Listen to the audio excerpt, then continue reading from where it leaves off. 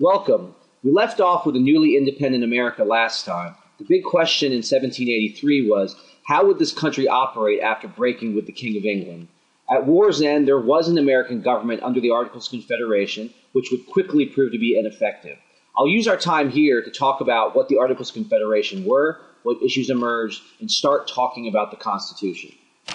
It's from Confederation to Constitution. The Second Continental Congress had states form Republican constitutions in 1776 to replace the colonial charters that had governed the colonies under the king. The goal of these documents was to limit the power of the government, especially governors. There were a few characteristics that were present in all of these constitutions. First, they all created bicameral legislatures. Let's make sure we understand that term bicameral legislature because we're going to come back to it several times. A bicameral legislature is one that has two houses, like our Congress today. Another characteristic was direct elections. All government officials were elected directly by white male landowners or church members, depending on the state one lived in. Lastly, all of these documents established weak governors allowed to serve only a single term. There was a pervasive fear that strong executives would become kings throughout the colonies. Also, many of these constitutions contained bills of rights designed to protect the rights of individuals. At the same time that the Second Continental Congress directed states to create new constitutions, it directed a committee chaired by John Dickinson to create a national government. The committee completed its work in 1777, but it took until 1781 to ratify this government, which was called the Articles of Confederation, America's first constitution.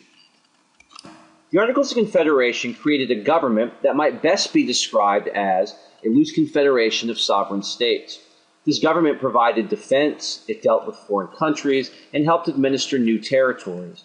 Under the Articles, the Congress was the chief agency. It was a unicameral legislature, meaning there was only one house, and all states had an equal say in government business, meaning that well-populated Virginia and sparsely populated Rhode Island were seen as equal. There was no executive. Of course, the executive is the president in our system today. Again, this relates to that fear that executives could become kings. Also, there was no national judicial branch, the federal court system today. This meant that issues were settled by the states. States did not want the federal government to have the power to intervene. What all this meant for the new government was that the Articles created a very weak central government. While the Articles of Confederation did create a weak central government, it's important that we understand that there are certain things that the government could do, like make war, borrow money, it could establish a postal system, and manage Western lands and deal with native tribes. What stands out when we consider the Articles of Confederation are the things that the government could not do, like collect taxes from either citizens or the states. Taxation was to be paid voluntarily, so you might guess how effective this was. The government could not regulate trade between the states or interstate commerce, so if New York and North Carolina had trade issues, the government could not intervene.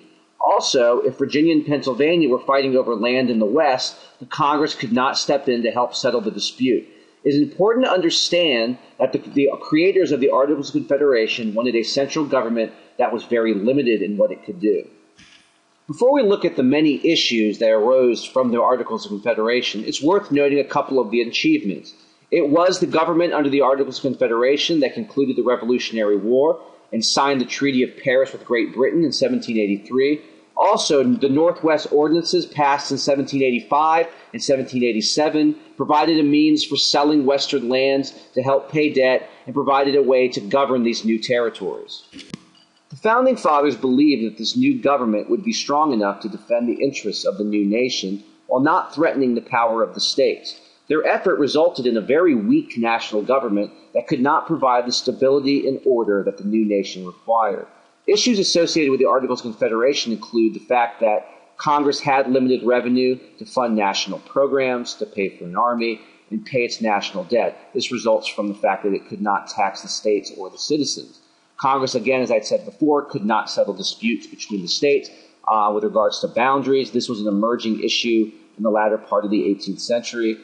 Congress could not stop economic warfare between the states. States were charging tariffs on each other, which was slowing down American commerce.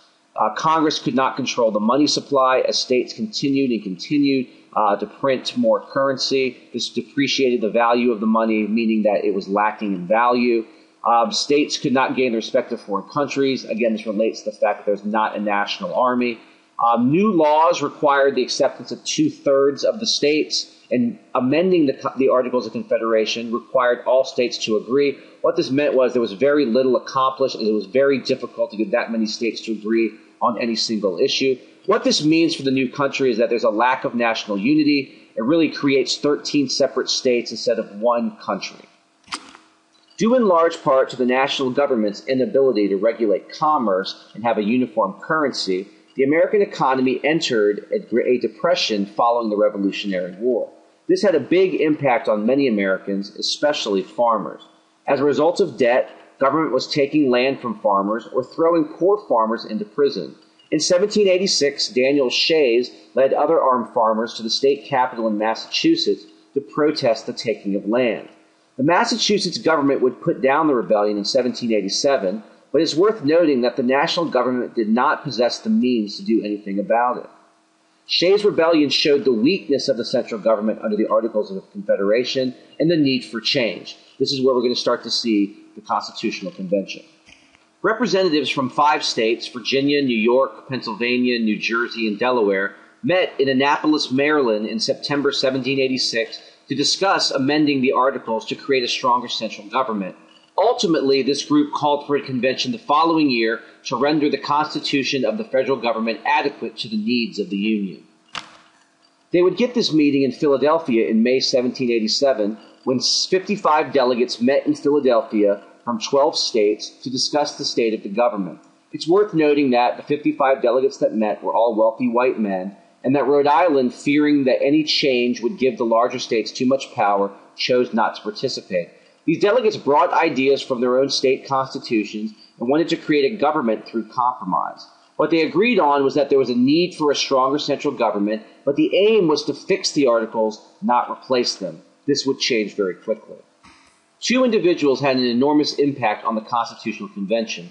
George Washington was selected as the chairman or president of the convention, and while rarely participating in the debates, his presence made what they were doing legitimate because of his prestige in the eyes of the American people.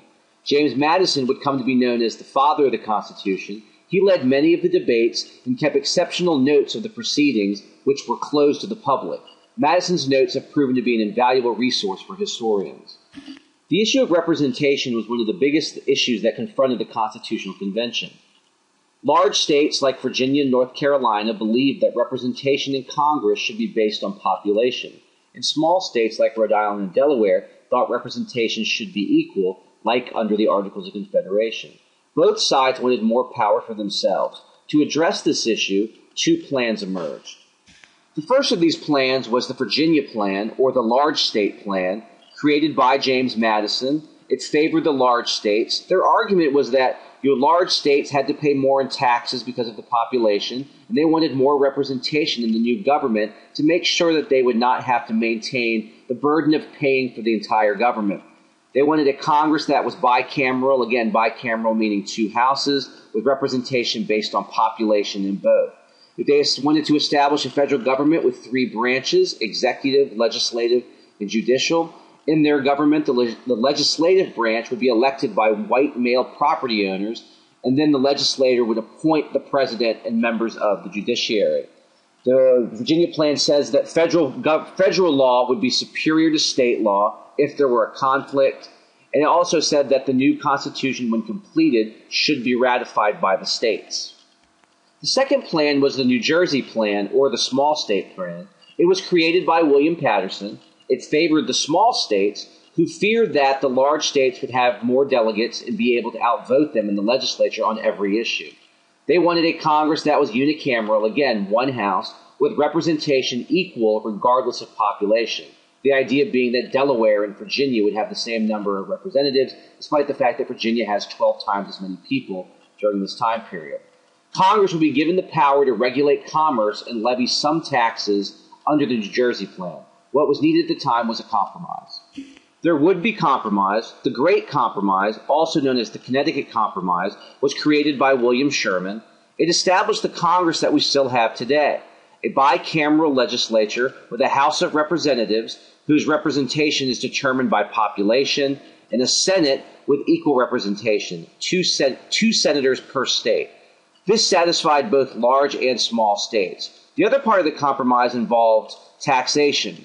All taxation bills would start in the House of Representatives, thus allowing large states to avoid being overtaxed. One of the great accomplishments of the Constitutional Convention are the many compromises that we're going to see here and a few other issues going forward. The president from James Madison's Virginia plan made it into the Constitution, although many delegates feared that a strong executive would eventually become a king. George Washington served as the model for what everyone thought the president should be. The president is the commander-in-chief of the military. The president has the power to appoint judges and other executive officials. And the president is given the power of the veto, which allows he or she to reject any legislation passed by Congress if they do not think it is in the best interest of the country. How the president is elected was another issue that was resolved through compromise at the convention. Some thought that the legislature should select the president, and others thought that the president should be elected through a direct election by the people. The compromise was the Electoral College, which elected the president through electors selected by the people. We will look at how the convention tackled the issue of slavery and how they got the Constitution ratified as the law of the land next time. And until then, good night, Albuquerque.